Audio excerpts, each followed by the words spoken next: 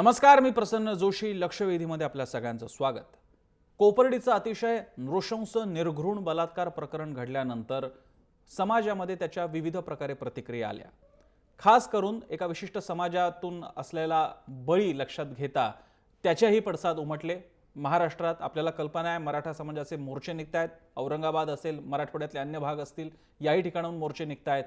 मात्र कोपर्डी प्रकरणाचा असणारा उद्वेग, राग लक्षात घेऊन सुद्धा मोर्चांची मागणी, समाज नेत्यांची मागणी, सामाजिक पुढाऱ्यांची मागणी मात्र आहे, ॲट्रॉसिटी ॲक्ट कायदा बदला किंवा रद्द करा.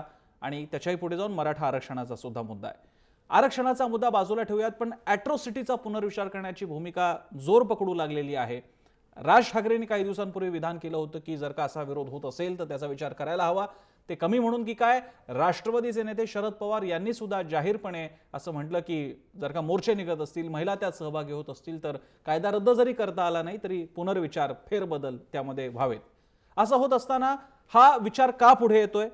असा जर का विचार पुढे येत असेल तर जे दावे केले जातात ॲट्रॉसिटी ॲक्टच्या गैरवापराचे ते खरे आहेत का? आणि जर का समजा बदल होणार असेल तर त्याचा काही मार्ग आहे का?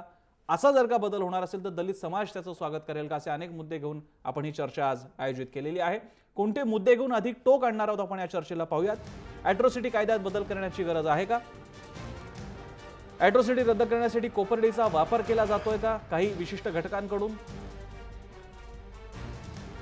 राज्यातल्या मराठा आंदोलनामागे राजकीय हेतू आहेत का? ॲट्रॉसिटीत बदल केल्यामुळे दलितांची सुरक्षा धोक्यात येईल का? आणि ॲट्रॉसिटीचा मुद्दा फडणवीस सरकारला अडचणीत आणेल का? हे सगळे ते मुद्दे आहेत. जर का आपल्याला सुद्धा सहभागी व्हायचं असेल तर आमच्या ट्विटर प्लेटद्वारे, हँडलद्वारे आपण सहभागी होऊ शकता. ॲट्रॉसिटी कायद्याबाबत पुनर्विचार करण्याची आवश्यकता आहे का? जरूर व्यक्त व्हा. चर्चेला सुरुवात करूयात. आपल्यासोबत इथे मान्यवर आहेत. माझ्यासोबत इथे स्टुडिओमध्ये आहेत ॲडव्होकेट गणेश सोवनी. मुंबई स्टुडिओमध्ये आपल्यासोबत इथे आहेत भाजपचे प्रवक्ते आहेत आणि विधिज्ञ पण आहेत. याशिवाय आपल्यासोबत आहेत Republican party of India Kawade गटाचे नेते जोगेंद्र कवाडे सर, तेही आहेत, त्यांचंही स्वागत. याशिवाय पुण्याहून आपल्यासोबत 3 पाहुणे आहेत. एक आहेत अरुण खोरे, ज्येष्ठ पत्रकार. त्यांच्यासोबत आहेत राजेंद्र कोंढरे, राष्ट्रीय सरचिटणीस आहेत अखिल भारतीय मराठा महासंघाचे. आणि त्यांच्यासोबत आहेत सचिन खरात, RPI खरात गटाचे नेते. सगळ्यांचं स्वागत. मी पहिल्यांदा कवाडे सरांपासून सुरुवात करेन. कवाडे सर, ही मागणी आता जोर पकडू लागलेली आहे. मराठा समाजाचे नेते आंदोलनं करतायत, समाज रस्त्यावरती सुद्धा येऊ लागलेला आहे. आपण याकडे कसं पाहता? कसं आहे, कोपर्डी या गावामध्ये एका बहुजन समाजाच्या मुलीवर अत्यंत अमानुष अशा प्रकारचा बलात्कार, अत्याचार करून त्याची हत्या करण्यात आली. आणि त्यामध्ये असा आरोप करण्यात आला की त्यामध्ये जे आरोपी आहेत त्याच्यामध्ये एक दलित समाजाचा देखील एक आरोपी आहे.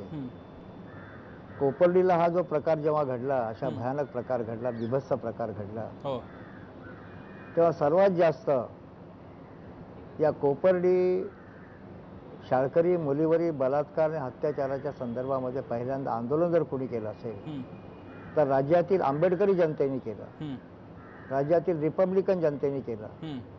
आणि आज जे लोक मोर्चा काढत आहेत ते 2 महिने झोपा काढत होते. सर्वात आधी जर कोणी याचा निषेध केला असं, कारण आम्ही या सर्व अत्याचाराच्या प्रोसेसमधून जाणारा हा आंबेडकरी समाज आहे. आणि त्याच्यामुळे जेव्हा जेव्हा कुठे कोणत्याही समाजावर अन्याय आणि अत्याचार होतो तेव्हा त्याचा धिक्कार करणं, त्याचा निषेध करणं, आरोपींना अटक करून त्यांच्यावर कठोरातली कठोर शिक्षा देण्यात यावी अशा प्रकारची मागणी करण्यासाठी संपूर्ण राज्यभर आंदोलन करण्याची भूमिका ही माझ्या पीपल्स रिपब्लिकन पक्षाची, रिपब्लिक चळवळीची आणि तमाम आंबेडकरी जनतेची आहे. आणि आता अलीकडे इतका काळ लोटून गेल्यानंतर आज इतर समाजाची मंडळी कोपर्डी शाळकरी मुलीच्या बलात्कार, हत्याकार संदर्भात जे मोर्चे काढत आहेत त्याचं मी स्वागतच करतो. अन्यायाविरुद्ध जे कोणी पेटून उठतात त्याचं स्वागतच केलं पाहिजे. पण त्याला जातीचा रंग देऊन केवळ ती कोणत्या एका विशिष्ट समाजाची होती, विशिष्ट समाजाच्याच लोकांनी मोर्चे काढायचे, विशिष्ट समाजाच्याच लोकांनी त्याचा निषेध करायचा, धिक्कार करायचा, ही बाब मला तरी योग्य वाटत नाही. बरं, ठीक आहे. आता कोपर्डीमध्ये ज्या मुलीवर बलात्कार झाला, अत्याचार झाला, तिचे तुकडे तुकडे करून तिला अत्यंत निर्दयी पद्धतीनं ठार करण्यात आलं, तेव्हा आंबेडकरी जनतेने हा विचार केला नाही की ती कोणत्या समाजाची आहे, तिच्या जातीची चौकशी केली नाही, तिच्या आडनावाची चौकशी केली नाही. बरं. पण एक भयानक अशा प्रकारचा माणुसकीला शर्मिंदा करणारा, अशा प्रकारचा माणुसकीला काळीमा फासणारा, अशा प्रकारचा बलात्काराचा आणि हत्येचा प्रकार आपण तुम्ही एक मुद्दा कवाडेंनी एक पुढे मांडलेला आहे आणि तो सगळ्यांसमोर चर्चेच्या ओपनिंगसाठी फार महत्त्वाचा मुद्दा कवाडेंनी मांडलेला आहे. त्यांचं म्हणणं आहे जातीचं राजकारण करू नका, आडनावं शोधू नका. आणि आज जे लोक रस्त्यावरती येत आहेत ते या मुद्द्याचं काही प्रमाणात राजकारण करतात का अशी त्यांना शंका सुद्धा वाटते. तो मुद्दा घेऊन आपण पुढे नेणार आहोत. मी पुण्याला जातो. मी आपल्यासोबत राजेंद्र कोंढरे आहेत, अखिल भारतीय मराठा महासंघाचे सरचिटणीस. कोंढरेजी, तुम्ही कवाडेंच्या मुद्द्यांबद्दल तर बोला, पण आम्हाला हेही समजावून सांगा की एका बलात्कार प्रकरणापासून सुरू होणारा एक राग असतो, एक आलेला संताप असतो, तो रस्त्यावर येत असेल तर समजण्यासारखा आहे. पण त्या मोर्चातून ॲट्रॉसिटी कायदा कसा बदलण्यात यावा अशा मागण्या व्हायला लागतात. त्यावेळी मग त्या हेतू बद्दल प्रश्नचिन्ह काहीच उपस्थित होतं. तुम्ही काय म्हणाल? दोन गोष्टी महत्त्वाच्या याच्यामध्ये आहेत. कोपर्डीच्या घटनेनंतर जी आंदोलनं झाली, तर त्या घटना झाल्यानंतर सगळ्यात पहिल्या मराठा संघटना त्या ठिकाणी पोहोचल्या आणि पोलिसांनी त्या गोष्टीकडे 2 दिवस गांभीर्याने बघितलं नाही, म्हणून संघटनांनी आंदोलन केल्यानंतर हा विषय राज्य पातळीवर सोशल मीडिया आणि माध्यमांच्या माध्यमातून पोहोचला, ह्याची पहिली प्रमुख नोंद घ्या. ही नोंद घेतल्यानंतर मोर्चाच्या विषयाकडे जात असताना आत्ता जे राज्यामध्ये ठिकठिकाणी जे मोर्चे निघत आहेत, हे मोर्चे एका रात्रीमध्ये तयार झालेले नाहीत. त्याच्यामागे इतक्या 6, 7, 8 महिन्यामध्ये अनेक स्थित्यंतरं जी वेगळी झालेली आहेत. त्याच्यामध्ये कोपर्डीच्या घटनेचं निमित्त झालं, त्याच्यातनं लोकांच्या मनामध्ये असलेली खतखत उफाळून आलेली आहे आणि याचा समाजशास्त्रीय अभ्यास होणं अतिशय आवश्यक आहे की एवढी लोक, कोणताही राजकीय पक्ष, कोणतीही राजकीय संघटना आणि कोणतेही नेते नसताना मराठा समाजाचा माणसं कधी एकत्र येत नाही अशी भावना असते.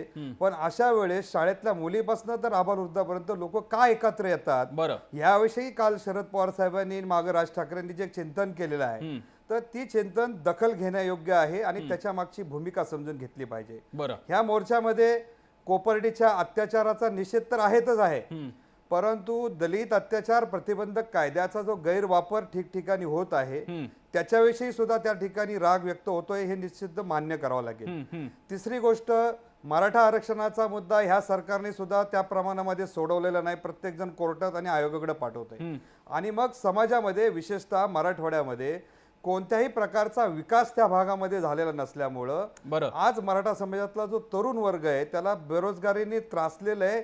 चांगल्या प्रकारचं दर्जेदार शिक्षण मिळत नाही आणि त्याच्यातनं सुद्धा एक राग उफाळून आलेला आहे. म्हणून जी काही व्यवस्था आहे त्या व्यवस्थेमध्ये कुठल्याही प्रकारचा त्याला आवाज मिळत नाही.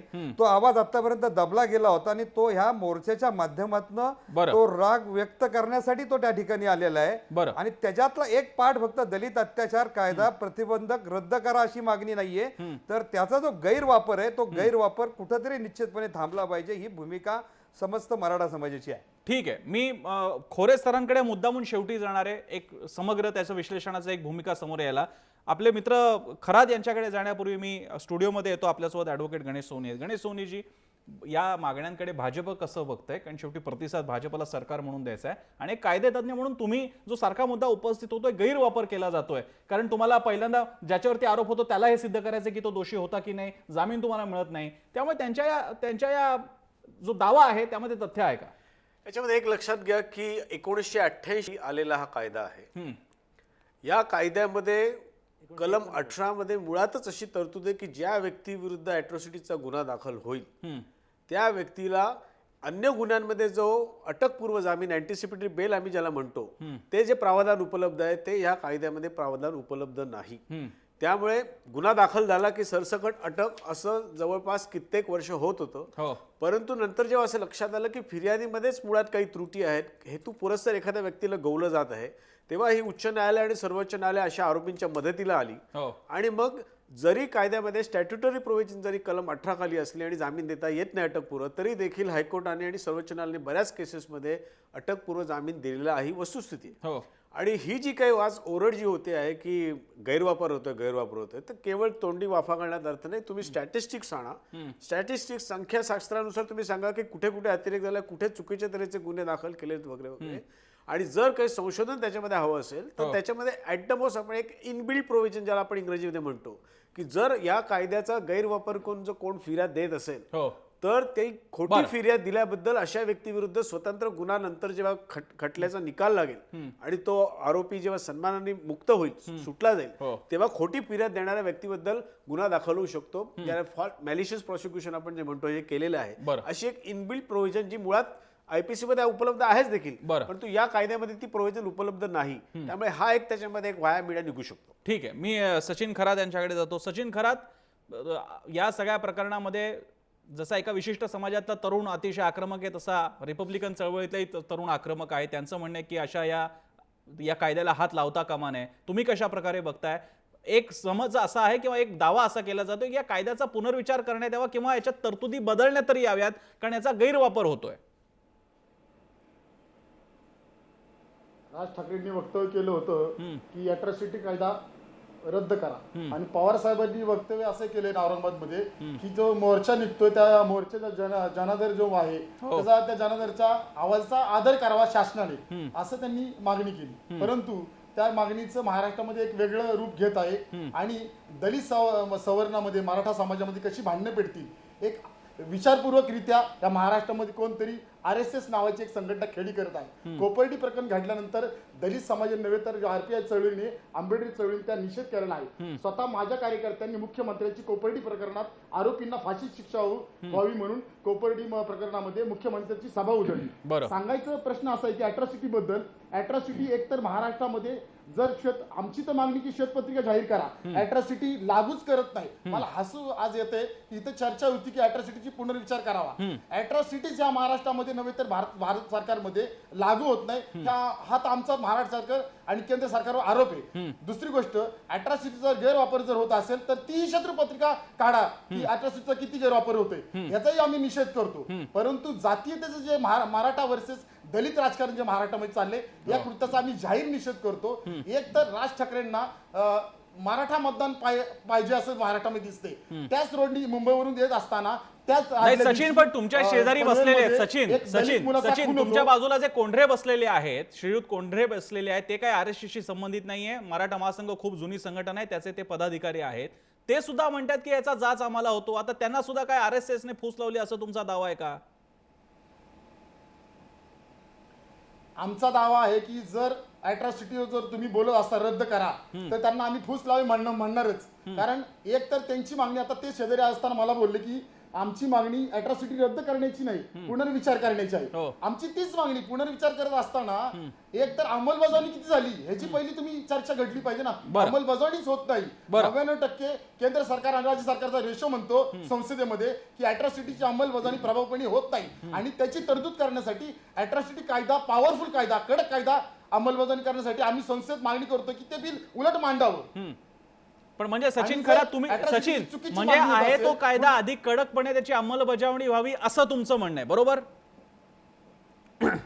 मला फक्त पवार साहेबांविषयी बोलू द्या की पवार साहेबांविषयी जे चुकीचं आज महाराष्ट्रामध्ये मांडलं जाते. पवार साहेब हे धर्मनिरपेक्ष आहेत, कारण पवार साहेबांनी 1979 साली जी नामांतरित चळवळ पेटली होती, सत्ता गेली परंतु पवार साहेबांनी नामांतर करण्याचा प्रयत्न केला आणि नामांतर केलं. मंडळ आयोगाला त्यांनी पाठिंबा दिला. त्यांनी नागपूर विमानतळाला बाबासाहेब आंबेडकरांचं नाव दिलं. बारामतीमध्ये त्यांनी स्टेडियमला बाबासाहेब आंबेडकरांचं नाव दिलं. त्यांना जातीच्या धागेदारामध्ये तुम्ही ओढता का, हा आमचा पडलेला प्रश्न आहे.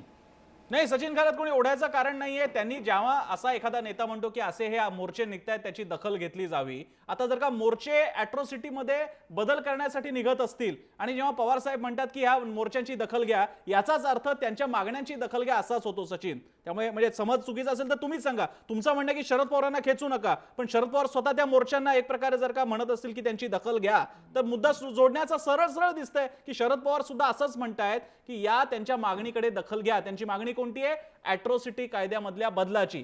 त्यामुळे शरद पवारांनी असं नाही म्हटलं की या मोर्चाकडे दखल नका घेऊ. थोडासा सचिन आपल्याला त्याबद्दल तुम्हाला स्पष्ट भूमिका घ्यावी लागेल. तुमची राजकीय भूमिका वेगळी असू शकते, मी मान्य करतो ती. मी खोरेंकडे जातो. खोरे सर, तुम्ही सगळ्या भूमिका आतापर्यंतच्या ऐकल्या. या पार्श्वभूमीवरती हा नाजूक प्रकरणावरती येऊन ठेपलेला विषय आहे अॅट्रॉसिटीचा. तुमच्या रिपोर्टिंगच्या काळामध्ये सुद्धा तुम्ही बघितलं असेल, काय नेमकी स्थिती वाटते तुम्हाला? प्रसन्न, इथे एक गोष्ट सांगायला पाहिजे. 2-3 मुद्द्यांचा मी सलग उल्लेख करतो. हो हो. आता आपल्या अनेक मित्रांनी आपली वक्तव्य दिली, आपली मतं सांगितली. याच्यात मला असं दिसतंय की 1989 सालचा हा अनुसूचित जाती जमाती अत्याचार प्रतिबंधक कायदा आहे. हो. या कायद्याचा दुरुपयोग होतो का? तर हा कायद्याचा दुरुपयोग निश्चितपणे होतो. बरं. आपल्याकडचे अनेक जे नेते सांगतात की दुरुपयोग होतो का? निश्चितपणे होतो. पण या संदर्भातली दुसरी बाजू नाण्याची अशी आहे की या कायद्याप्रमाणे ज्या दलितांच्यावरती अत्याचार झाले किंवा अन्याय केला अशा लोकांच्यावरती जे खटले भरले, या खटल्याच्या निकालांचं काय झालं? या खटल्याच्या निकालांचं प्रमाण किती आहे? अहमदनगर जिल्ह्यामध्ये गेल्या 2 वर्षामध्ये दलितांच्यावरती जे अत्याचार झाले, खून झाले, मला नाही टक्केवारी फार कमी आहे, टक्केवारी खूप कमी आहे, मला आता नेमके सांगता येणार नाही. पण मी आपल्याला मुद्दाम सांगू इच्छितो की नगर जिल्ह्यामध्ये काही प्रकार घडले. मी आपल्याला मुद्दाम इथे मुद्दाम अंडरलाईन करून सांगू इच्छितो की नगर जिल्ह्यामध्ये गेल्या 10-15 वर्षामध्ये मराठा समाजाचं प्रभुत्व वाढावं अशा पद्धतीची एक सामाजिक भूमिका मांडली जाते. त्याचं त्याचं एक उदाहरण देतो. मी लोकसत्तेमध्ये काम करताना बाळासाहेब विखे असं नाव लिहायचो, यशवंतराव गडाख असं नाव लिहायचो. गेल्या 10-15 वर्षामध्ये काय झाले? यशवंतराव गडाख पाटील, बाळासाहेब विखे पाटील किंवा आप्पासाहेब राजवाडे पाटील अशा पद्धतीची पाटील हे नामाभिधान जोडलं गेलं. आता रावसाहेब दानवे पाटील, कारण हे जाणीवपूर्वक गेल्या 10-15 वर्षामध्ये दानवे पाटील हे पाटील हे आडनाव नगर जिल्ह्यामध्ये विशेषतः हा मोठा संदर्भ, आपल्याला सामाजिक संदर्भ लक्षात घेतला पाहिजे. आणि ज्या नगर जिल्ह्यामध्ये कोपर्डीच्या घटनेसंबंधी बोललं जाते, मराठा समाजाचे मोर्चे निघत आहेत, झालेली घटना दुःखद आहे, निषेधार्ह आहे. पण खर्ड्याला काही झालं, सोनईला काही झालं, या सगळ्या प्रकरणामध्ये काय नेमकं झालं? या सगळ्या प्रकरणामध्ये मराठा समाजाची भूमिका नेमकी काय होती? हा पण एक मुद्दा आहे. शरद पवार जे म्हटले त्याच्यामध्ये तथ्य आहे. निश्चितपणे या कायद्याचा पुनर्विचार केला पाहिजे किंवा जे काही होते ते बघितले पाहिजे. नगर जिल्ह्याच्या संदर्भात अॅट्रॉसिटीच्या कायद्याच्या अनुषंगाने घडलेला एक वेगळ्या पद्धतीचा राजकीय संदर्भ मुद्दाम सांगू इच्छितो. 2009ला लोकसभेच्या निवडणुकीसाठी शिर्डीमधून रामदास आठवले उभे होते आणि एक चर्चा संपूर्ण त्या काळामध्ये अशी होती की ह्या अॅट्रॉसिटी कायद्याच्या संदर्भामध्ये काही गैरसमज पसरवणारे मेसेजेस मतदारांच्या पर्यंत पोहोचवण्यात आले आणि त्याचा परिणाम असा झाला की रामदास आठवले त्या निवडणुकीत पडले. काँग्रेस राष्ट्रवादीचं समर्थन असलेला एक उमेदवार रिपब्लिकन पक्षाचा पडतो. याचं राष्ट्रवादी किंवा काँग्रेसच्या नेत्यांना दुःख किती झालं मला माहिती नाहीये, पण त्या पराभवाला हे राष्ट्रवादी काँग्रेसचे आणि काँग्रेसचे नेते जबाबदारी ही वस्तुस्थिती आहे. त्यामुळे अशा सगळ्या पद्धतीने या गोष्टीचा विचार केला पाहिजे. आणि मराठा समाजाच्या ज्या अन्यायाबद्दल आता राजेंद्र कोंढरे बोलले, खरोखर मराठा समाजातल्या अनेक घटकांच्यावरती अन्याय होतो, पण मराठा समाजातल्या स्त्रियांच्यावरती जो अन्याय होतोय त्याच्यात काही सुधारणा होणार का? हा पण एक पुन्हा नव्याने चर्चा करण्यासारखा मुद्दा आहे. हे मुद्दाम सांगू इच्छितो. ठीक आहे. फक्त मी विषय दुसरीकडे जाऊ नये म्हणून, म्हणजे एखाद्या समाजाअंतर्गत स्त्रियांची काय स्थिती आहे हा पूर्ण मोठा विषय आहे, त्यामुळे मी फक्त तो ट्रॅक मेंटेन करूयात, कारण आपल्याकडे तासभरामध्ये आपल्याला चर्चा करायची असते. कोंढरेंकडे आणि सोनींकडे पुन्हा जाण्यापूर्वी मी जोगेंद्र कवाडेंकडे जातो. जोगेंद्र कवाडेजी, ठीक आहे आकडेवारी काय आहे ती तुम्ही आम्हाला सांगा, पण एक सूर हा काय आजचा नाहीये. म्हणजे कोपर्डी प्रकरणानंतर अचानक मराठा समाज म्हणू लागले अशातला भाग नाहीये.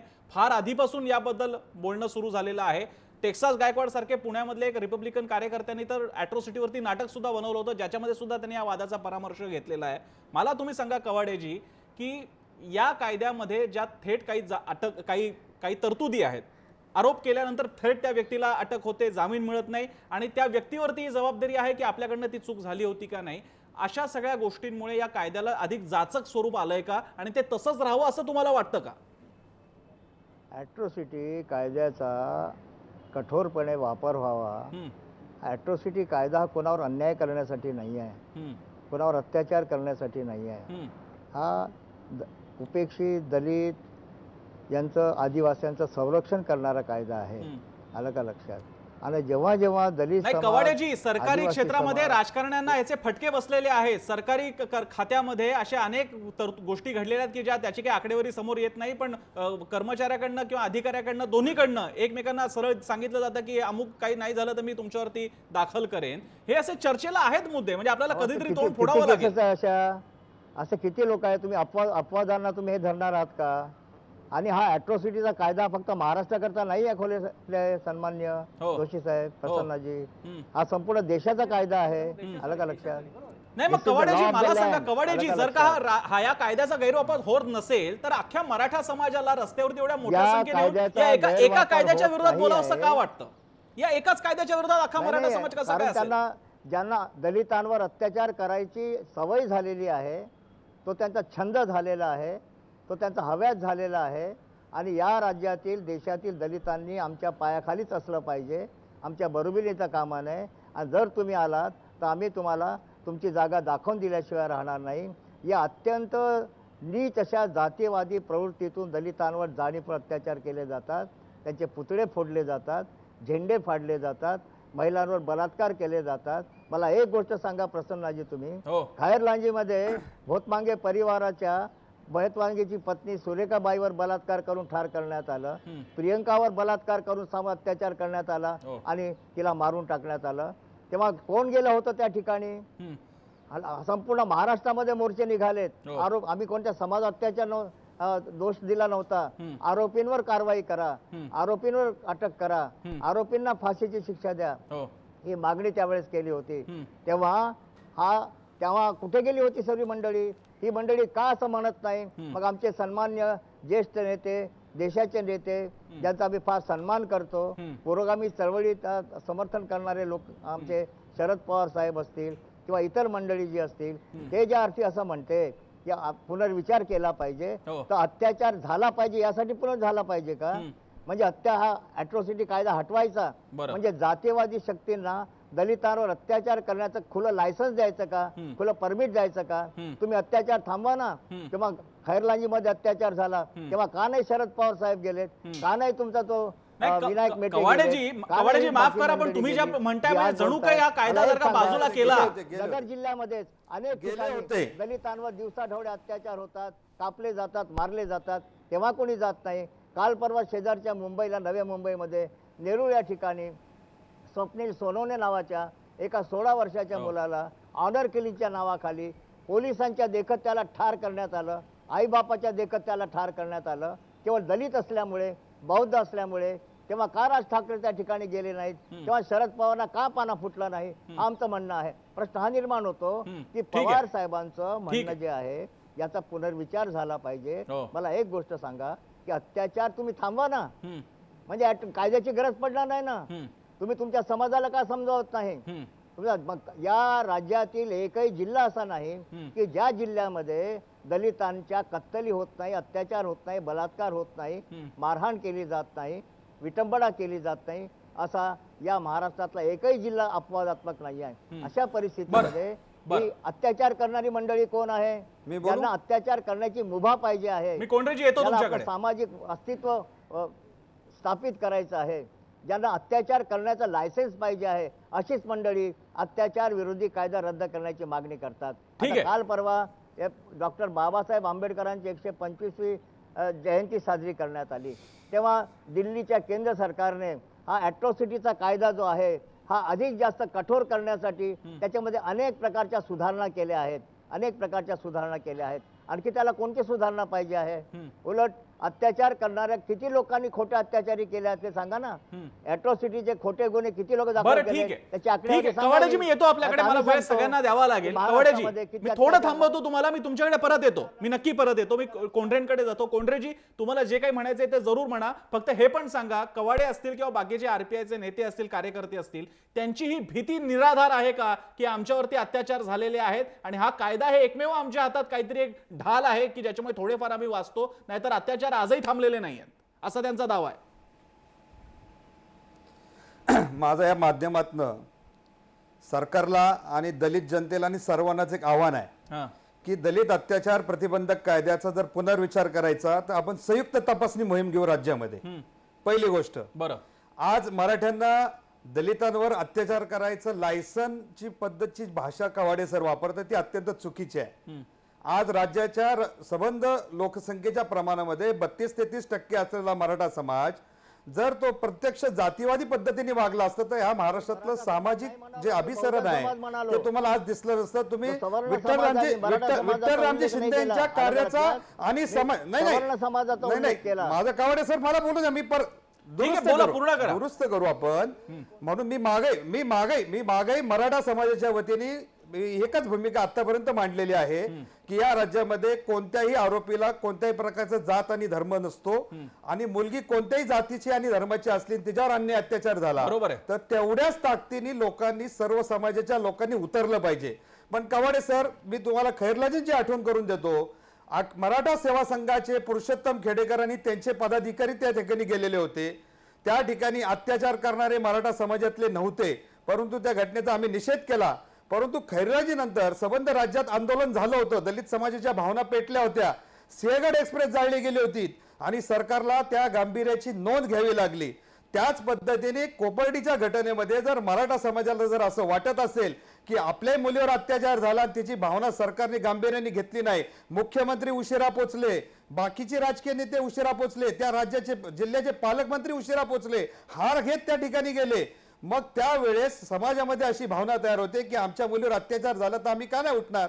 पण उठले. परंतु त्या ठिकाणी तुम्ही परत दिलेली निवेदनं बघा, त्या निवेदनामध्ये एकच सांगितलं की या राज्यात कोणत्याही जाती धर्माच्या मुलीवर अत्याचार झाला तर सरकारने त्या पद्धतीचे कडक कायदे करावेत आणि ते करावे. अॅट्रॉसिटीच्या बाबतीमध्ये मी या ठिकाणी पुन्हा सांगतो की कन्व्हिक्शन रेट सरासरी 4 ते 6% आहेत. कारण केसेस जर बोगस होत असतील, तडजोडी नंतर होत असतील तर केसेस मागे घेतात, कोर्टामध्ये टेकत नाहीत. आणि एकदा केस मध्ये ती मागे घेतल्यानंतर पुन्हा त्या माणसावर केस करायला लोकांना 10 वर्ष वेळ नसतो. आम्ही जातीय भावनेतनं जर एखाद्या दलित कुटुंबावर अन्याय अत्याचार झाला त्याला तेवढीच कडक शिक्षा मिळाली पाहिजे ही आमची भावना आहे. परंतु त्याच्या नावाखाली एखादी भावकीतली भांडणं असतील, सख्या भावाची भांडणं होतात, आयुष्यभर एकमेकाशी बोलत नाही, परंतु जर गावामध्ये एखाद्या दलित कुटुंबाचं एखाद्या व्यक्तीशी भांडण झालं, काय बहिष्काराची भूमिका झाली, गाव बहिष्कार टाकत नाही. जर सख्खे भाऊ भांडण होऊन जर वर्षभर बोलत नाही, 10 वर्ष बोलत नाही, तर हे दोन लोक नाही बोलले की त्याला जातीयतेची भूमिका देऊ नका. म्हणून जो राजकीय दृष्टिकोनातनं सामाजिक जो गाडा आहे राज्यातला, तो जर गाडा टिकवायचा असेल तर 32-33% असलेला मराठा समाज आज ज्यावेळेस पुरोगामीपणाची भूमिका घेऊन रस्त्यावर उतरत असतो तर त्यावेळेस त्या समाजाच्या भावना समजून घेण्याचं काम दलित चळवळींनी केलं पाहिजे. ठीक आहे, समजा कोंढरेजी समजा ह्याच्यात तुम्हाला जे काही बदल अपेक्षित आहेत, काय नेमके बदल अपेक्षित आहेत, काय झालं पाहिजे? त्याच्यामध्ये असं आहे की गावामध्ये जी काही नेमकी जनरल भांडणं असतात की 2 शेताच्या बांधण्यावरनं भांडणं असतात, ती भावकीत असतात, सख्या भावात असतात, आणि शेजारी दलितातलं एखादं घर असतं त्याची भांडण होतं. बरं, दुसरं भांडण कशावर नसतं, विहिरीच्या पाणवठ्यावर नसतं. आता पाणवठे तर सार्वजनिक झालेलं आहे आणि एक गाव एक पाणवठा तर डॉक्टर बाबा आढावांनी सुरू केलेला होता. मूळ भूमिका आहे की जे किरकोळ कुरबुरीचे काही मुद्दे गावामध्ये होतात तर त्या मुद्द्यांना प्रत्यक्ष गावातल्या गावकीतली भांडण असले तर त्याला जातीय स्वरूप देता कामा नये. जर जातीय स्वरूप असेल तर त्या गावाची सामाजिक राजकीय पार्श्वभूमी तपासली पाहिजे. गावामध्ये जर एकाच कुटुंबाला बाजूला केलं असेल आणि बाकी दलित समाजाची कुटुंब जर संबंध समाजाबरोबर वाहत असतील तर तो कुटुंबाचा दोष आहे का जातीचा दोष आहे हे सुद्धा शोधलं पाहिजे. त्यामुळं एका कुटुंबावर टाकलेल्या बहिष्कारावरती समस्त गावाला वेठीस धरणं हे योग्य नाही. म्हणून 2015 मध्ये संसदेने जे काय कायद्यामध्ये कडक तरतुदी केल्या त्या तरतुदीचा वापर करून सरकारी कार्यालयांमध्ये जर एखाद्या सरकारी कर्मचाऱ्याला जर काम नाही सांगितलं, व्यवस्थित नाही ऐकलं, दोन्ही बाजू असू शकतात. दलित म्हणून एखाद्याला हिनवले जात असेल, अत्याचार, त्या बाबतीत आम्ही तुमच्या बरोबर आहोत. परंतु मी दलित आहे आणि मला कुणी काय काम सांगायचं नाही म्हणून मग मला संरक्षण करण्यासाठी मी अॅट्रॉसिटीची धमकी द्यायची. ह्या धमक्या जर थांबवायच्या, ह्या रेकॉर्डवर येत कोंढरेजी असं होतं, याकडे काय असं होतं असं तुम्हाला का वाटतं? होतंय, दलितांवरती अत्याचार होतात याची आकडेवारी आहे, त्यासाठी त्याचे प्रकार सुद्धा आपल्या समोर येतात. ह्यासाठी सांगतो, हे दाखवता कशावर? आम्ही राज्यामध्ये फिरत असताना तुम्हाला पुण्याच्या जवळ थेऊरच्या तिथं एक गणपतीचं गाव आहे, त्या ठिकाणी कोलोडी गावामध्ये असाच एका कुटुंबाने स्वतःचं घर पाडून घेतलं आणि अॅट्रॉसिटीची केस केली. त्या केसमध्ये असं झालं की त्यांनी एक खून केला होता, त्याच्यामध्ये त्या गावातले 13 साक्षीदार होते. त्यांच्यावर दबाव आणण्यासाठी 23 लोकांची त्यांच्या कुटुंबातली नावं घेतली. बोरगाव नावाचं सांगली जिल्ह्यामध्ये गाव होतं. मिलिटरीमध्ये जे सैनिक सीमेवर लढत आहेत तिथं सीमेवर होते, त्यांची नावं घालून 100च्या 100 नावं अख्खी मतदार यादीत सुद्धा ती ह्याच्यामध्ये दिली होती अॅट्रॉसिटी करण्यासाठी. हे ज्यावेळेस सामुदायिकपणे केलं जातं त्यावेळेस गावामधले जे काही पोलिसांमधले काही लोक असतात त्याच्यामध्ये ठरवून काय काय ठिकाणी केसेस केले जातात.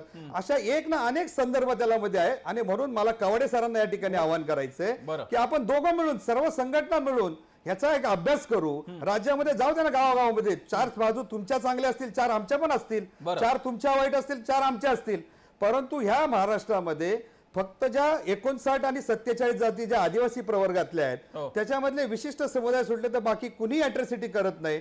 याचा अर्थ अॅट्रॉसिटीचा कुठंतरी गैरवापर होतो असा निष्कर्ष काढायला आम्ही ओपन चॅलेंज देतो. आम्ही पण काही उदाहरणं मांडतो, तुम्ही मांडा आणि एका निष्कर्षाप्रत येऊ. गैरसमज आहे या ज्या तुम्ही ज्या जातीची आकडेवारी सांगितली अनुसूचित जाती आणि जमातीची, त्यामधला जो जागृत समाज आहे आलं का लक्षात, तो जागरूक समाजच अशा प्रकारचा अन्याय सहन करत नाही आणि अन्याय सहन करत नसल्यामुळे बाकीच्या सवर्ण लोकांना त्याचं फार वाईट वाटतं. आलं का लक्षात. हा समाज जागृत झालेला आहे. बाबासाहेबांच्या, शिवबांच्या, ज्योतिबा फुल्यांच्या, शाहूराजांच्या विचारांनी जागृत झालेला हा जो दलित समाज आहे, हा दलित समाज कोणाला अत्याचार करणार नाही आणि कोणावर झाले अत्याचार सहन करणार नाही आणि म्हणून अत्याचाराचा सडेतोड उत्तर देण्याचं काम अॅट्रॉसिटीच्या कायद्याच्या माध्यमातून करत असेल आणि त्याच्यामध्ये जे जर अॅट्रॉसिटी कायद्याचा गैरवापर करत असतील त्यांच्यावर कठोर कारवाई झाली पाहिजे. ही मागणी वारंवार आम्ही करतो आहोत ना. पण अत्याचार करणाऱ्यावर कारवाई झाली पाहिजे, दलितांवर अत्याचार करणाऱ्यावर कारवाई झाली पाहिजे. ही मागणी कधी केली आहे का तुम्ही? हे कधीच केली नाही. ज्यांनी अॅट्रॉसिटी कायद्याचा गैरवापर करून जर कोणाला त्रास देण्याचा प्रयत्न केला असेल, तशा खोट्या तक्रारी करणाऱ्या लोकांवर तुम्ही कठोर कारवाई केली पाहिजे. फौजदारी कवाडे आणि कोंढरे दोघांना थोड्या वेळ थांबवतो. कवाडे आणि कोंढरे दोघांनाही मी थांबवतो. सोनींकडे जाण्यापूर्वी मी पुन्हा सचिन खरातकडे जातो. सचिन, परिस्थिती आता तुझ्या समोर दोन्ही आलेली आहे. एक आरपीआय गटाची सुद्धा एक भूमिका बघितली आणि कोंढरे पण त्यांनी पण सांगितलेले अनुभव. कोंढरे जे सांगतायत सचिन, त्या अनुषंगाने माझा परत एकदा तुला प्रश्न आहे की ते म्हणतायत की ह्या अशा गोष्टी आहेत, या थांबवण्यासाठी काहीतरी प्रयत्न झाला पाहिजे, असे गैर उपयोग केला जातोय असे त्यांनी उदाहरणं पण सांगितलेली आहेत. याला तू कसा रिस्पॉन्स करणार? मुळात या देशामध्ये डॉक्टर बाबासाहेब आंबेडकरांनी जाती नष्ट करण्याकरता फार मोठं आंदोलन या देशामध्ये केले. डॉक्टर बाबासाहेब आंबेडकरांनी या देशामध्ये शिक्षण बाबासाहेबांना घेत असताना वर्गाच्या बाहेर बसवलं. त्याच मुलाने या देशाची घटना लिहिली. परंतु घटना लिहित असताना डॉक्टर बाबासाहेब आंबेडकरांनी येथील दलित, पीडित, शोषित समाजाचा विचार केला आणि त्याच्यामध्ये आरक्षण आणि अॅट्रॉसिटी हे दोन कायदे टाकले. त्या कायदे टाकत असताना या देशामध्ये बाबासाहेब आंबेडकरांनी हिंदू कोड बिडाची ज्यावेळेस संसदेमध्ये मांडणी केली. सचिन प्लीज प्रस्तावना नकोय. सचिन अॅट्रॉसिटी हा मुद्दा आपण पकडून ठेवलेला आहे, त्याच्यापुरता कारण आपल्याकडे वेळ मर्यादित आहे. मला सांग, आता आपले कोंढरे आहेत ते म्हणतात की अॅट्रॉसिटीचा गैरफायदा घेतला जातो, खोट्या केसेस दाखल केल्या जातात, काही विशिष्ट लोकांकडनं त्याचा वापर होतोय, याबद्दल तुला काय म्हणायचंय?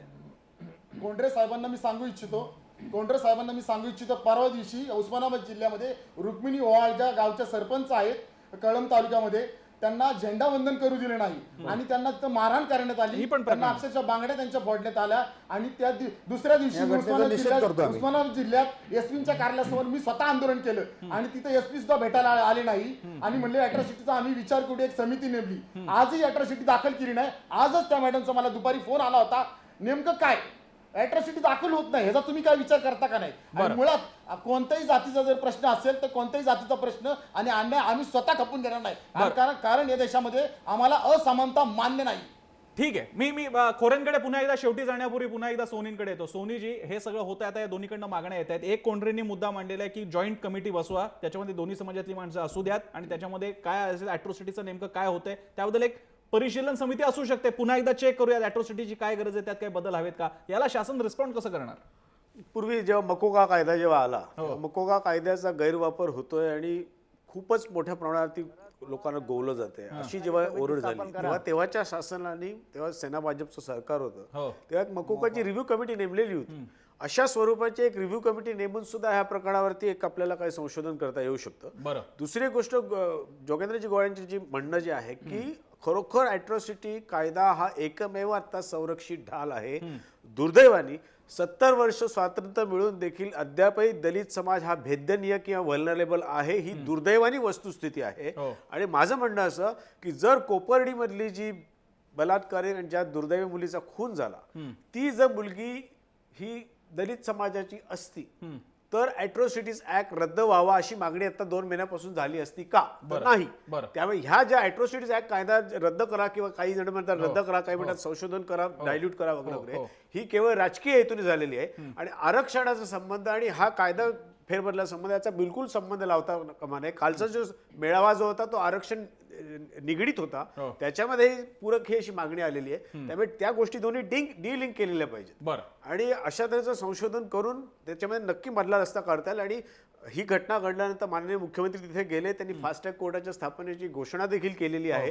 तपास चालू आहे आणि जेव्हा दोषारोप पत्र दाखल जाईल त्यात उज्ज्वल निकमांची पण माझ्या हिशोबानुसार नेमणूक झालेली आहे, तेव्हा खटला सुरू होईल आणि सगळ्या गोष्टींवरती पुढे मग न्याय मिळणारच आहे. मी खोरेंकडे जातो. खोरे सर, या बाबतीत एक वेगळा मुद्दा म्हणजे मराठा समाजाच्या स्वतःचे रिझर्वेशन्स अॅट्रॉसिटी बद्दल असतील हा एक भाग आहे, पण मी आपल्याला संदर्भ देऊ इच्छितो एका ज्येष्ठ पत्रकारांचा, जे तुमचे आणि माझे समान मित्र आहेत आणि ते पुण्यामधल्या एका वृत्तपत्राचे तुम्ही जिकडे राहिलेला त्याचे संपादक राहिलेले आहेत. त्यांनी सुद्धा एक लेख लिहिला होता. त्या लेखानंतर दलित संघटना, आंबेडकरी संघटना येऊन त्यांनी आंदोलन केलं होतं. तरी त्यांना सांगावं लागलं का मी तुमच्यासारखाच परिवर्तन चळवळीतला कार्यकर्ता असून सुद्धा तुम्ही कसं काय अशा प्रकारे वागताय. मला खोरेजी आपल्याला एक स्पष्ट प्रश्न विचारायचा आहे की आज कधी नव्हे तो मराठा समाज रस्त्यावरती आलेला आहे. या कायद्यासाठी कधी रस्त्यावरती आला नव्हता मराठा समाज. जर का हा समाज रस्त्यावरती येऊन जर का ठिकठिकाणी लाखांचे मेळावे घेत असेल तर काही प्रमाणात का होईना त्यांच्या या बोलण्याकडे लक्ष द्यावं लागेल का, जसं शरद पवार म्हणतायत. नाही, प्रसन्न मला असं वाटतं की शरद पवारांचं विधान हे अतिशय गंभीर विधान होतं. उस्मानाबाद असेल किंवा औरंगाबादच्या या मेळाव्यानंतर झालेलं. शरद पवारांचा मुद्दा अगदी बरोबर आहे, परंतु आपण एक गोष्ट लक्षात घेतली पाहिजे की या देशातलं जातीचं, धर्माचं, पंथांचं राजकारण करणारे जे काही अतिशय निवडक आणि मोजके नेते या देशामध्ये आहेत, त्याच्यामध्ये शरद पवार एक अग्रणी नेते आहेत, हे मुद्दाम इथे सांगायला पाहिजे. आणि त्यामुळे आपण हे पण लक्षात घेतलं पाहिजे की शरद पवार संत किंवा महात्मा नाहीयेत, ते राजकीय नेते आहेत, मुत्सद्दी नेते आहेत आणि त्यातून त्या काही गोष्टी मांडतायत, काही मतं मांडतायत. मला स्वतःला असं दिसतंय की मराठा समाजाच्या मनामध्ये खतखत गेली अनेक वर्ष आहे, हे आपण मान्य केलं पाहिजे. मराठा समाजाला आरक्षणाचं गाजर दाखवलं. काँग्रेस आघाडी सरकारने आरक्षणाच्या संबंधात समिती नेमली, नारायण राणे समिती. त्यानंतर नारायण राणे समितीचा अहवाल आला आणि आरक्षण दिलं गेल्याचं सांगितलं झालं. नंतर त्याची पुढे काय 3-13 झाले आपल्याला माहिती आहे. सगळ्यात महत्वाची गोष्ट काय आहे, मराठा समाजामध्ये राजेंद्र कोंढरे जसं आता म्हटले की 30-32% जर मराठा समाज महाराष्ट्रामध्ये असेल तर याचा अर्थ ही फार मोठी संख्या आहे. आणि या मोठ्या संख्येमध्ये नोकऱ्या आणि शिक्षणामधल्या सुविधा याच्यापासून वंचित असलेला देखील फार मोठा मराठा समाजाचा वर्ग ही वस्तुस्थिती आहे. नंबर 1 ची गोष्ट. नंबर 2, आपल्याला हे पण लक्षात घेतलं पाहिजे, गरीब मराठा असेल किंवा एखादा कंगाल मराठा असेल, त्याच्या मनामध्ये असलेले जे 96 कुळीचं जे भान आहे ते भान मात्र संपलेलं नाहीये. आणि त्याच्यातून देखील अशा पद्धतीचे अन्याय अत्याचार होतात का, याचा पण एक सामाजिक शोध घेतला पाहिजे, हे पण आपण लक्षात घेतलं पाहिजे.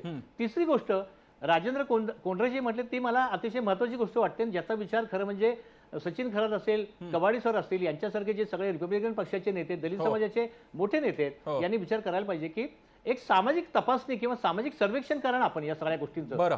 पण या संपूर्ण कायद्याच्या पाठीमागे म्हणजे कवाडे सर म्हटले किंवा गणेश सोवणे आता जे म्हटले, मला असं वाटतं की हा कायदा जो आहे, हा कायदा आपल्याला तशा अर्थाने बदलता येणार नाही, हा कायदा रद्द करता येणार नाही. पवारांचं जे स्टेटमेंट आहे ते स्टेटमेंट दुरुस्तीसाठी असेल किंवा तत्सम काही असेल, पण हा कायदा रद्द करता येणार नाही. याचा कारण दलितांचे प्रश्न, आता उन्हामध्ये जो विषय झाला, उन्हामध्ये गुजरातमध्ये, हा उन्हामधला जो विषय आहे, आपल्याला मुद्दाम सांगायला पाहिजे. ह्या अत्याचार प्रतिबंध कायद्यामध्ये एक संदर्भ आहे. काय संदर्भ आहे की अत्याचार कशाला म्हणायचं, तर त्यात त्यांनी असं म्हटलेलं आहे की एखाद्या व्यक्तीचे कपडे काढून त्याला जर नागवं किंवा नेकेड करून जर रस्त्यातनं हिंडवलं किंवा मारलं, धिंड काढली, तर हा अत्याचार होतो. अशा पद्धतीचा आहे. आणि उन्हामध्ये नेमकं तसंच घडलेलं आहे. आता सचिननी जी उदाहरणं दिली, आपल्याकडे मध्य प्रदेश मधली उदाहरणं आहेत, उत्तर प्रदेश मधली आहेत, बिहार मधली आहेत, राजस्थान मध्ये तर आपल्याला माहिती आहे एक 16 वर्षापूर्वी झज्जर नावाच्या जिल्ह्यामध्ये अशाच पद्धतीने दलितांची हत्या ठेचून करण्यात आलेली होती. त्यामुळे हा कायदा महत्वाचा आहे. या कायद्याप्रमाणे पोलीस आणि प्रशासन वागत नाही आणि म्हणून त्याचे निर्णय येत नाहीत आणि अशा पद्धतीचा अन्याय करणाऱ्यांना प्रतिबंध बसत नाही. ही वस्तुस्थिती आपल्याला आज अधोरेखित करावी लागेल. बरं, मी पुन्हा एकदा कोंढरेंकडे जाण्यापूर्वी मी कवाडेंकडे जातो. कवाडेजी, एक चर्चेमध्ये असं, कवाडे ऐका तर खरं, एक सूर असा येतोय कवाडेजी, जे मगाशी कोंढरे पण म्हणाले आणि खोरे पण म्हणतायत आणि सोनी पण म्हणाले भाजपचे, की एक सगळ्यांना एकत्र येऊन केलेली समिती नेमता येईल की जी या कायद्याचं परिशीलन करेल, म्हणजे हा कायदा अभ्यासणं आणि काय करता येऊ शकेल याची फक्त सूचना करणं. अशा एखाद्या समितीसाठी तुम्ही तयार आहात का या कायद्याच्या बद्दल?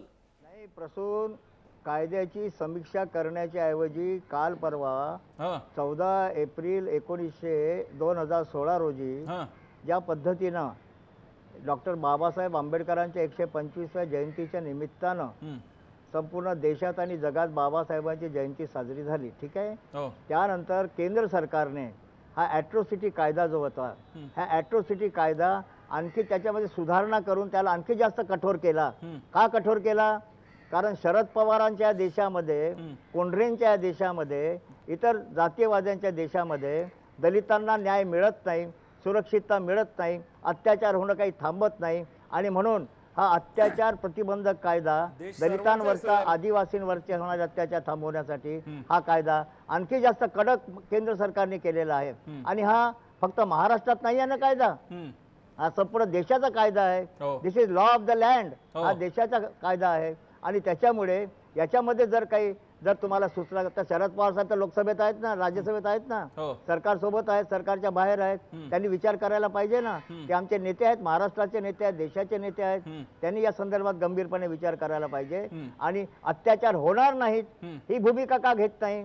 अत्याचार, अॅट्रॉसिटी कायदा मध्ये फेरबदल केला पाहिजे ही मागणी करणारी आमचे जेवढे मित्रमंडळी आहेत त्यांनी ही गोष्ट का लक्षात आणून घेऊ नये? मोठमोठे मोर्चे निघालेत, त्यांनी ही का त्याच्यामध्ये मागणी करू नये की दलितांवरचे अत्याचार थांबवा? ही मागणी का करू नये त्यांनी? शरद पवार साहेबांनी किंवा इतर आमची जी नेते मंडळी आहेत, इतर आमचे सवर्ण समाजाची नेते मंडळी आहेत, त्यांनी का मागणी करू नये?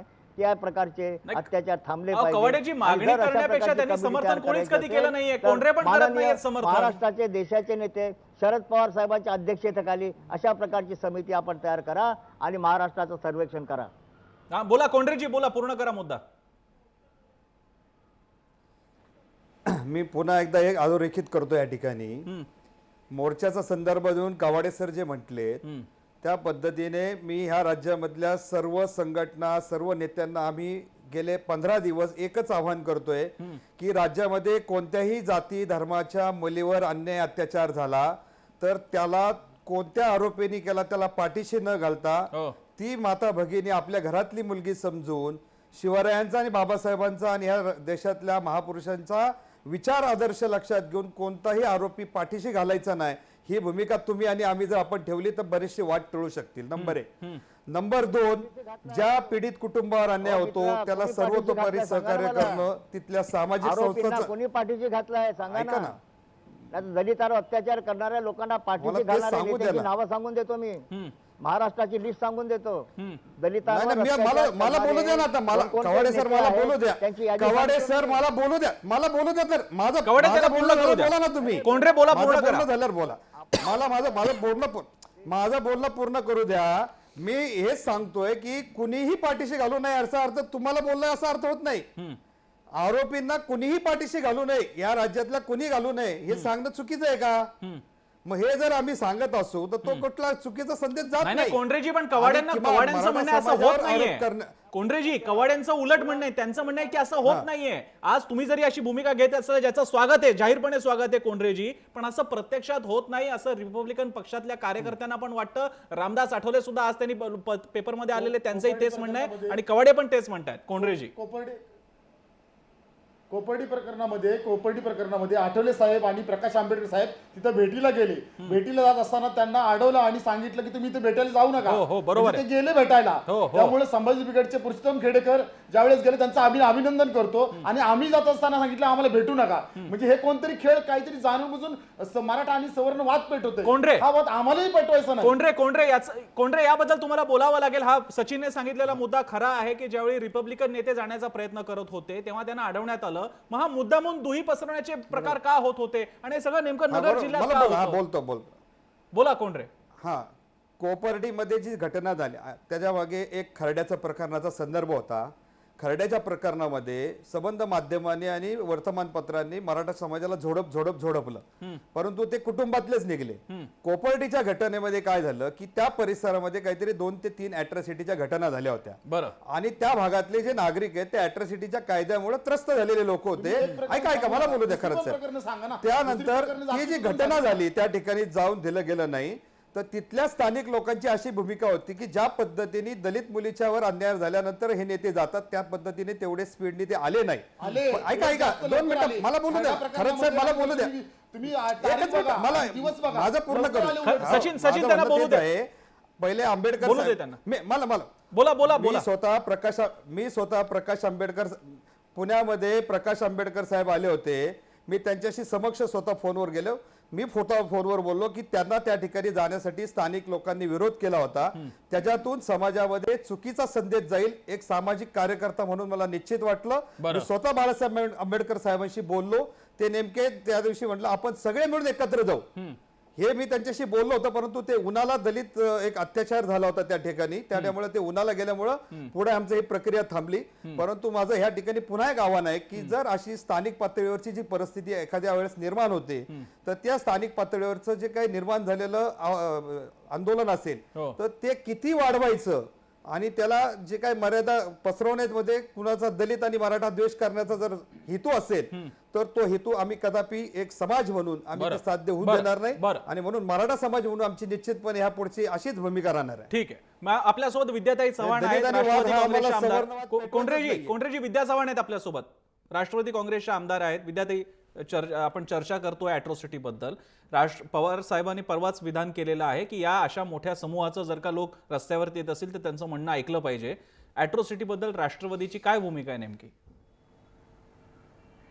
नाही, राष्ट्रवादीची अॅट्रॉसिटी बद्दल काय भूमिका असण्यापेक्षा मला वाटतं हा विषय आता मी जो चर्चा ऐकली त्याच्यातनं मला एक लक्षात आलं की अशा प्रकारे महिलांवर अत्याचार झाले, मग ते कुठलीही महिला असो, तिच्यामध्ये जातीपातीचा मुद्दा आणून त्याचं महत्व कमी करणं हे चुकीचं आहे. अत्याचार असतो, तो कोणी केला, तो कुठल्या समाजाचा आहे हे महत्वाचं नसतं. नाही, विद्याताई तो अत्याचाराचं कोणी समर्थन करत नाहीये. आता जो मराठा समाजाचे मोर्चे निघतायत, विद्याताई, मराठा समाजाचे लाखोंचे मोर्चे शहरामध्ये निघतायत, त्यांच्या स्पेसिफिक 2 मागण्या आहेत. एक मराठा आरक्षण, तो वेगळा मुद्दा आहे, आणि अॅट्रॉसिटी कायद्यामध्ये बदल करण्याची त्यांची एकमुखी मागणी आहे. याबद्दल तुमचं काय म्हणणं? आणि या आंदोलनांबद्दल शरद पवार म्हणतात की त्याची दखल घेतली पाहिजे, त्यामुळे एकदा राष्ट्रवादी काँग्रेसला वाटतं तरी काय ते स्पष्ट करा. नरेंद्र मोदी साहेबांना सांगा, चा गैरवापर कोणीही करू नये. केंद्र सरकारचा कायदा आहे हा का राज्य सरकारचा कायदा नाही आहे? त्याचं म्हणणं काय आहे किंवा त्याचे खरा जेव्हा अत्याचार होतो तेव्हा मग त्याच्यावरती कारवाई केली जात नाही. त्यामुळे अशा प्रकारे त्याचा गैरवापर कुठल्याही कायद्याचा, फक्त अॅट्रॉसिटीज नाहीये, अनेक ठिकाणी विनयभंगाचे खोटे गुन्हे नोंदवले जातात. मग विनयभंगाचे खोटे गुन्हे नोंदवणं हे पण चुकीचं आहे, म्हणजे महिलांवरचाही तो विश्वास उडून जातो.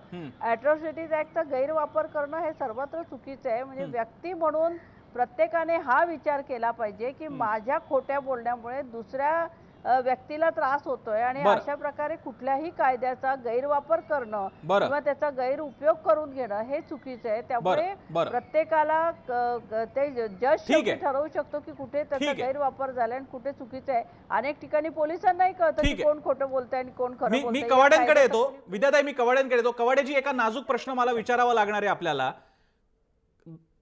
अॅट्रॉसिटी ज्याच्यावरती दाखल होते तो सवर्णांपैकी कोणत्याही जातीचा असू शकतो, पण अॅट्रॉसिटी जो सांगतो आणि ज्याच्यामध्ये दाखल होते तो फक्त एकाच जाती समूहातून असू शकतो, तो म्हणजे दलित जाती समूह.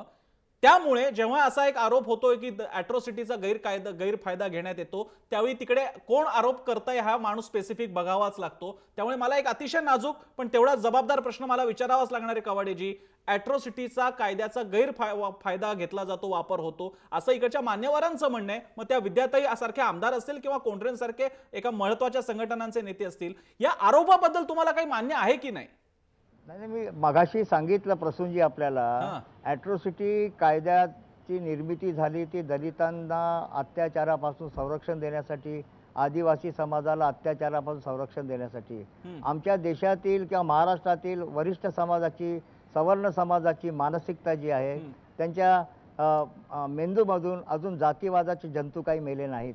तर केव्हा ना काही उफाळून येतात आणि जातीवादाचे जंतू जेव्हा उफाळून येतात आणि दलितांची होत असलेली प्रगती त्यांना बघवत नाही, तेव्हा त्यांना अत्याचाराचं लक्ष्य आणि भक्ष्य केलं जात असतं.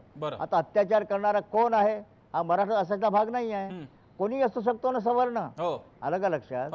अत्याचार करणारा मराठा असायचा भाग नाही आहे. कोणताही सवर्ण समाज जो नॉन शेड्यूल कास्ट आहे, नॉन शेड्यूल ट्राईब आहे, असा कोणताही समाज असू शकतो. मराठ्यांनी का आपल्या अंगावर घ्यावं? मराठा समाजाला अॅट्रॉसिटी कायद्याचा गैरवापर केला जातो मराठा समाजाविरुद्ध, ही चुकीची भावना आहे. हा देशाचा कायदा आहे आणि जर ह्या देशाच्या कायद्यामध्ये जर पवार साहेबांना वाटत असेल, आणखी आमच्या कोणत्या मित्रांना वाटत असेल, मराठा महासंघाला जर वाटत असेल, तर त्यांनी जावं केंद्र सरकारकडे, त्यांनी सांगावं सरकारला किंवा हा कायद्याचा गैरवापर. ठीक आहे कवाडेजी, तुमचा माझ्याकडे शेवटची 2-3 मिनिटं आहेत. मला खोरेंवरती कार्यक्रम संपवायचा आहे, त्यापूर्वी एक तुमचा मुद्दा मी कोंढरेंना विचारतो. कोंढरेजी, कवाडेंनी अतिशय लॉजिकल मुद्दा मांडलेला आहे सवर्ण अत्याचार करणारा कोणत्याही जातीचा असू शकतो आणि महाराष्ट्रात सुद्धा आपल्याकडे अनेक सवर्ण जाती आहेत. फक्त मराठा संघटनाच ही मागणी का करतायत? कवाड्यांच्या भाषेत तुम्ही तुमच्या अंगाला लावूनच का घेताय हा मुद्दा? तसा मुद्दा नाहीये. ओबीसी मधल्या जातीवर पण एक गुन्हे दाखल होतात, ब्राह्मण समाजावर, जैन समाजावर, म्हणजे अदर दॅन SC ST सोडून अनेक समाजावर ते झालेले आहेत. ठीक आहे. परंतु त्या लोकांनी ज्या तक्रारी आतापर्यंत केलेल्या आहेत ते त्यांच्या व्यासपीठावरनं केलेल्या आहेत, परंतु ते संघटित स्वरूपात आल्या नाहीत. परंतु आताच्या मधल्या काही घटनांच्या पार्श्वभूमीवर ही भावना लोकांनी व्यक्त केली असेल, त्याच्यामध्ये मराठ्यांनीच फक्त स्वतःच्या अंगावर ते जास्त भोगलं असेल, त्यामुळे त्यांना जास्त, ज्याला जास्त त्रास होतो. आता मुस्लिमांच्या विरुद्ध एक कायद्याचा वापर होतो म्हणून मुस्लिम समाजातले काही तरुण भरडले जातात, त्यांचाही होतो. मगाशी विद्यार्थ्यांनी सांगितलं, म्हणजे असे अनेक कायदे आहेत की त्या कायद्याचा चांगल्या कामासाठी वापर होत असताना गैरवापर पण जर तेवढाच होत असेल तर कुठेतरी त्याचा साकल्याने विचार करून फक्त केंद्र सरकारच्याच चाब्यामध्ये कोर्टात चेंडू फेकण्यापेक्षा तुम्ही पण कवाडेसह जबाबदार एक नेते आहात, एक सामाजिक सलोख्याचं भावना म्हणून तुम्ही या गोष्टीकडे गांभीर्याने कधी बघणार आहात का नाही? माझे शेवटचे 2 प्रश्न. जर तुम्ही गांभीर्याने याच्यात मी थांबवतोय, मला माफ करा, वेळ खरंच कमी आहे. 2 प्रश्न शेवटचे. सचिन, अतिशय थोडक्यात उत्तर. जर का या कायद्यातल्या बदला संदर्भात किंवा या कायद्याचं पुन्हा एकदा चेकिंग करणं, परिशीलन करण्यासाठी जर का समिती नेमण्यात येत असेल तर तुमची भूमिका काय? तुम्ही त्याला विरोध करणार का तुम्ही बाजूने असाल? 1 मिनिट सर, फक्त हिंदू कोड बिल या देशामध्ये मांडलं गेलं आणि ते पूर्णपणे बाहेर काढण्यात आलं हिंदू कोड बिल. या देशाची मानसिकता हिंदू कोड बिल नाकारलं म्हणजे याचा देशामध्ये जातीयतेची मानसिकता आहे, त्यामुळे अॅट्रॉसिटी आरक्षण आहे. परंतु अॅट्रॉसिटी जर कोणी विरोध या देशामध्ये केला तर माझी संघटना रिपाई खरागत आणि आंबेडकरी चळवळ त्याला पूर्णपणे विरोध करेल. ठीक आहे, चला मी शेवट करतोय खोरेंवरती. खोरेजी, या परिस्थितीमध्ये नाजूक टप्प्यावरती आपण येऊन ठेपलेलो आहोत. सरकार भाजपचं आहे, मुख्यमंत्री देवेंद्र फडणवीस आहेत, मराठा समाज रस्त्यावरती येतोय अॅट्रॉसिटीतल्या बदलासाठी आणि दलित समाजाचा एकमुखी विरोध आहे त्या कायद्याला हात लावताना. अशा वेळी बाकीचं सत्ताकरण सोडून द्या, समाजाचा तोल राखण्यासाठी पुढचा मार्ग काय वाटतो आपल्याला? नाही, मला स्वतःला असं वाटतं की शरद पवारांसह सगळ्या देशातल्या महत्त्वाच्या नेत्यांनी या संबंधामध्ये विचारमंथन करण्याची गरज आहे. नंबर 1. क्रमांक 2, हा कायदा बदलणे किंवा ह्या कायद्याचं परिशीलन करणे हा काही मार्ग होऊ शकत नाही. या कायद्याची कठोर अंमलबजावणी खऱ्या केसेसच्या संदर्भात आणि वस्तुस्थितीच्या संदर्भात होणं ही आज फार महत्वाची गरज आहे की जी मुख्यतः गेल्या अनेक वर्षात झालेली नाहीये. आणि त्यामुळे महाराष्ट्रामध्ये देखील दलित अत्याचाराचे अनेक खटले हे प्रलंबित आहेत, आरोपींना शिक्षा होत नाही हे आपण पाहतो आहोत. त्यामुळे या पद्धतीने आपण गेलं पाहिजे.